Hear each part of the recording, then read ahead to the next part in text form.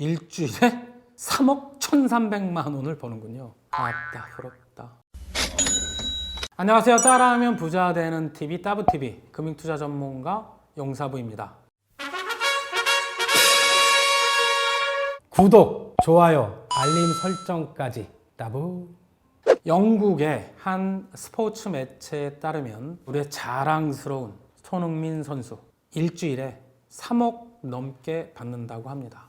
그동안 더 많이 받았던 해리 케인이라는 이 친구가 독일 바이에른 뮌헨 분데스리가로 이적을 했어요. 그래서 손흥민 선수가 현재 스코어 토트넘 연봉 킹이라고 합니다. 연봉으로 따지면 988만 파운드, 원화로 한 사람은 163억 정도가 됩니다. 주급으로 따지면 19만 파운드, 3억 1,300만 원. 일주일에 3억 1,300만 원을 버는군요. 아따 부럽다. 토트넘 선수단의 전체 연봉이 약 1,860억이라고 하는데 그 중에서 8.8%를 차지하는 것이 손흥민 선수의 연봉입니다. 어마어마한 금액이죠. 일주일에 3억 버는 손흥민, 프리미어리그 경제학.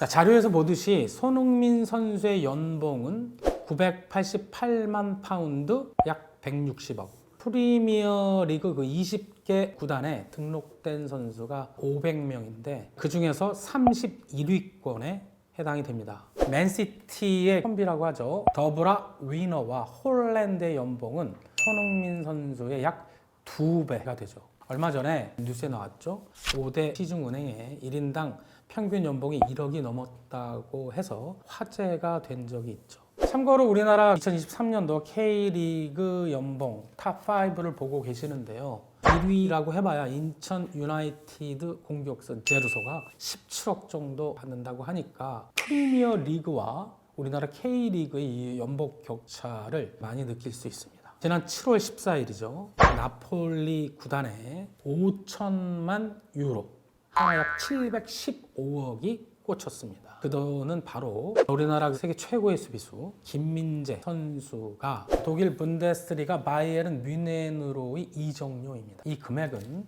한국 선수 이적료로는 최고액이라고 합니다.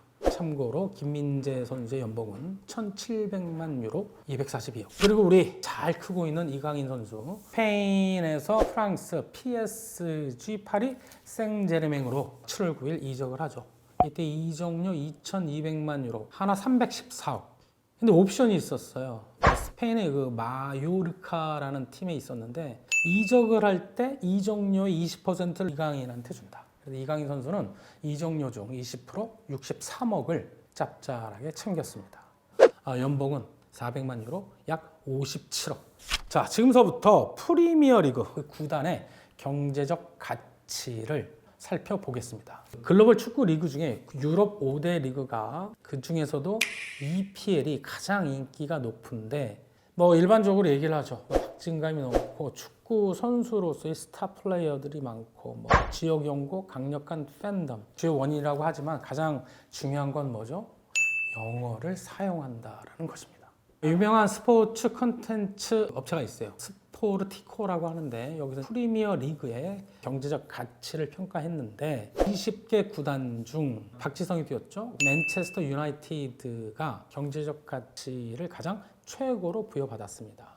59억 5천만 달러, 한화로 7조 7,400억. 손흥민 선수가 뛰고 있는 토트넘은 6위 정도 되는데요. 31억 9천만 달러, 하나 4조 1,500억 정도로 평가를 받았죠. 얼마나 큰지 감이 잘 안 오실 겁니다. 직접적 비교는 어렵지만 여러분들의 이해를 돕기 위해 우리나라 증시에 상장된 기업의 시가총액과 비교해 볼까 합니다. 11월 2일자 종가를 기준으로 비교해 보겠습니다. 코스피에는 약 2,200여 개 종목, 코스닥에는 1,600여 개 종목이 상장되어 있죠.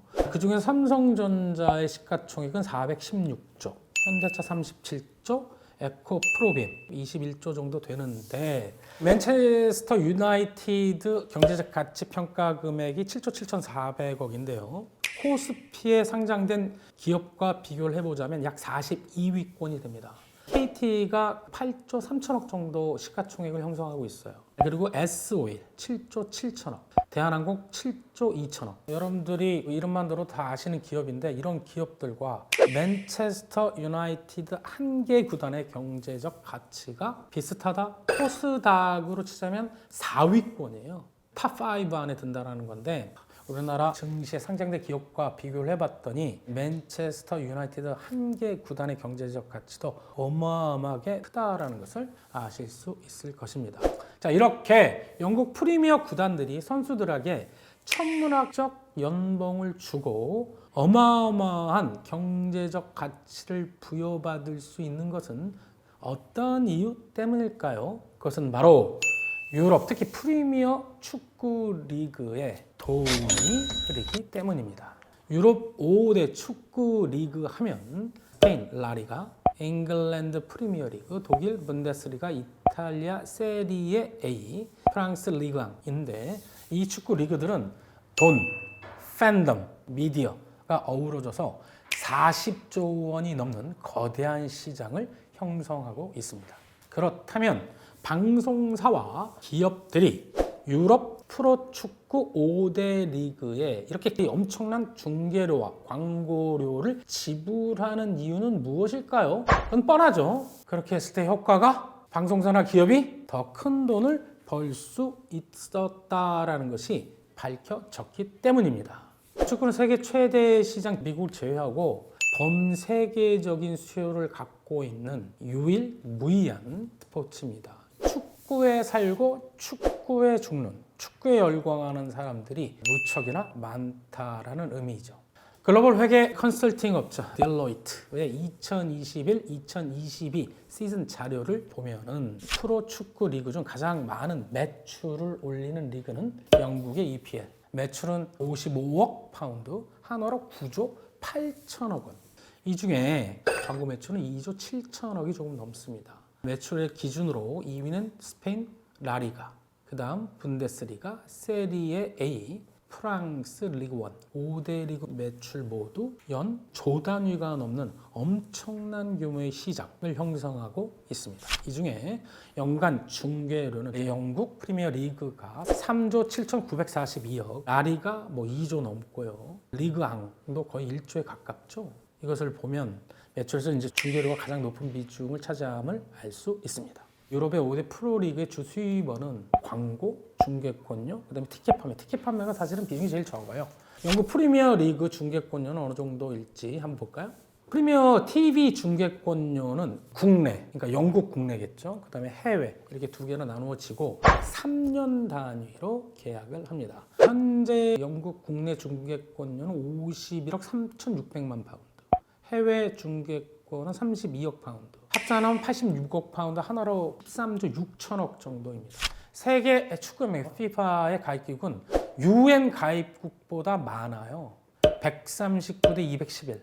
미국도 지금 붐이 일어나고 있는데 특히 유럽, 아시아, 중동, 아프리카, 오세아니아 중 거의 전 세계에서 수요를 갖고 있는 유일한 스포츠다. 4년마다 열리는 월드컵. 어마어마하죠. 이런 것들을 통해서 방송사는 시청률과 광고 수입을, 기업은 회사의 인지도와 어떤 상품의 인지도를 넓히고 싶어 하는 것인데 그 효과가 확실하다는 게 증명이 됐다라는 것입니다.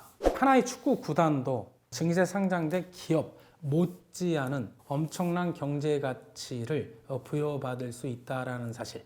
잘 키운 선수 하나, 잘 키운 스타트업 못지않다라는 것이죠. 오늘 내용 유익하고 재미있으셨다면 구독, 좋아요, 알림 설정까지 꼭 부탁드립니다. 따라하면 부자 되는 TV, 따브TV 용사부였습니다. 따브.